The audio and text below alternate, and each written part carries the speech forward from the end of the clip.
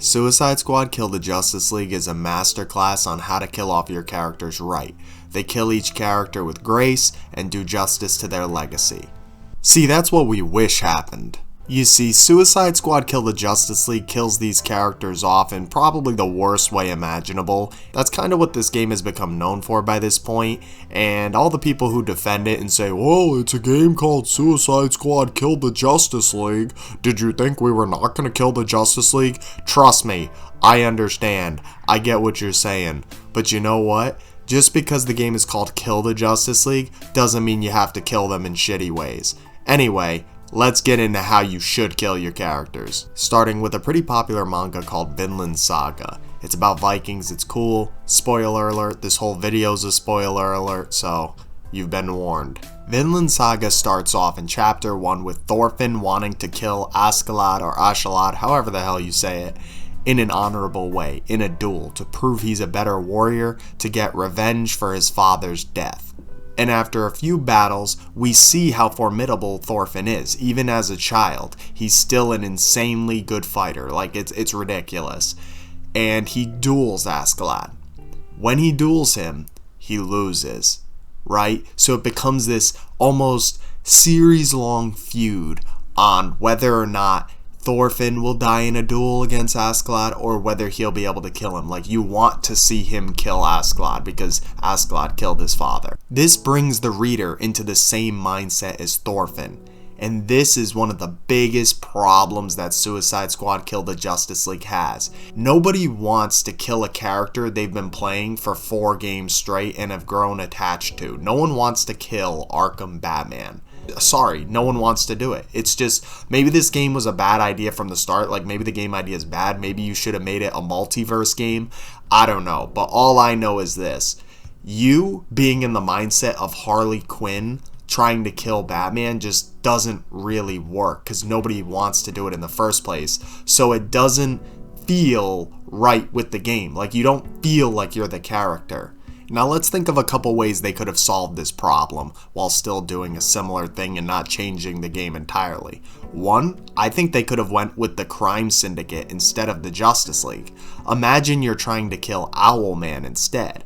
That way you're fighting evil with an even greater evil. I think that's a cool conflict idea and that would have worked perfectly. But let's say you truly wanted the players to experience the perspective of villains versus heroes. You wanted to kill these iconic heroes.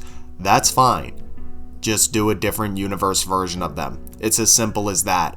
Don't use Arkham Batman. There's a couple obvious reasons as to why they shouldn't have used Arkham Batman here. I mean, number one, this kills the chances of any future Arkham games coming out, really, other than prequels, which is really annoying.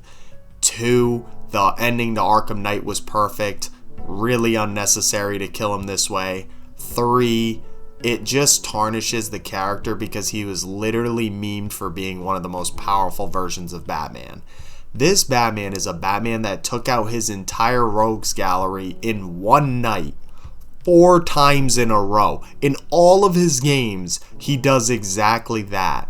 Just what he does in Arkham Knight alone is insane. He takes out his entire rogues gallery and an entire militia trained by Jason Todd, one of his Robins. Then he takes out Jason Todd. All of this while under Scarecrow's fear toxin and Joker's infection in one night. And you're gonna have him die by Harley Quinn shooting him in the head. Now people are gonna say, oh, well, you know, that's realistic. Shut up, dude. Like, that is not realistic because it's not in line with what his character has accomplished before. It's not in line with the character's previous feats, so it tarnishes the character. And The Last of Us 2 is a game that suffers from this as well. People aren't mad because you killed Joel. They're mad because you killed him in a way that he wouldn't have died. They made Joel an idiot in that game when Joel in the game before was a hardened, super smart survivor who was able to spot traps from a mile away. So my first way to write great character deaths is to make the reader, watcher, or player earn it. Because nobody respects something they don't earn.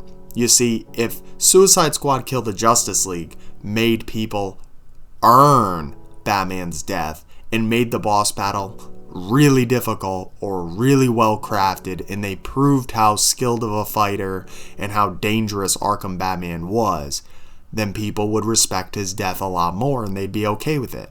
It's the same idea with Vinland Saga.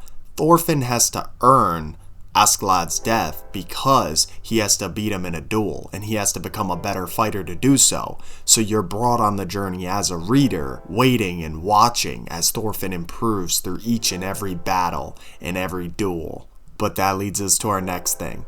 Thorfinn doesn't kill Askeladd. Now you're going to be like, what? How can it be earned if he doesn't even kill him? There's a couple ways this story could have went. 1, Thorfinn kills Askeladd and fulfills this series-long goal, which would have been satisfying but predictable. 2, Askeladd gets some sort of redemption arc and Thorfinn forgives him, which I'm not the biggest fan of. You have to execute that really well to do it right. And 3, which is what they actually went with, you have someone else kill him. Now, why does this work? It's simple, because it shifts the trajectory of the story and the trajectory of the character's beliefs. Thorfinn goes from being this hardened killer filled with vengeance on his mind 24/7 to a slave farmer who only wants peace. Do you see how that works? How that completely changes the character and their state? This makes an impact on the story and excites readers and keeps them hooked to see what will happen with the character next. In Suicide Squad, all of the League members' deaths are a joke, except for Wonder Woman's. There's nothing changed, whether it's in the trajectory of the story or the character's beliefs. Therefore, there's no effect on the audience. All of this stuff I promise to take into account when I'm writing my book, Grandpa. What is it? It's a mature steampunk fantasy book about a retired thief coming out of retirement to save his grandson's life by stealing from the gods. What kind of gods? Greek gods, Japanese gods, gods from various mythologies. It's crazy. It's a crazy series. Click the link below, get future insights, check it out. The last thing we're going to talk about today is stakes. There are no stakes if your character is just going to come back to life or they never died in the first place. This removes all emotional impact from the death and honestly makes whatever you're making less rereadable, less replayable, and less rewatchable. Because if you're just going to bring the character back anyway, then what was the point?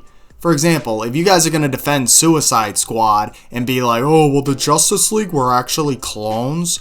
Okay, that's even worse. What was the point of the game then? There's no emotional impact to any of their deaths. None of it matters. It just ruins the story. There's nothing good about it. And comics have this problem big time because they're too afraid to keep their moneymakers dead. Honestly, I'd rather you never kill them in the first place if that's what you're going to do. If you're going to kill them and then just bring them back, I'd rather you not kill them at all. But yeah, that's all I got for you. Now get back to reading and writing.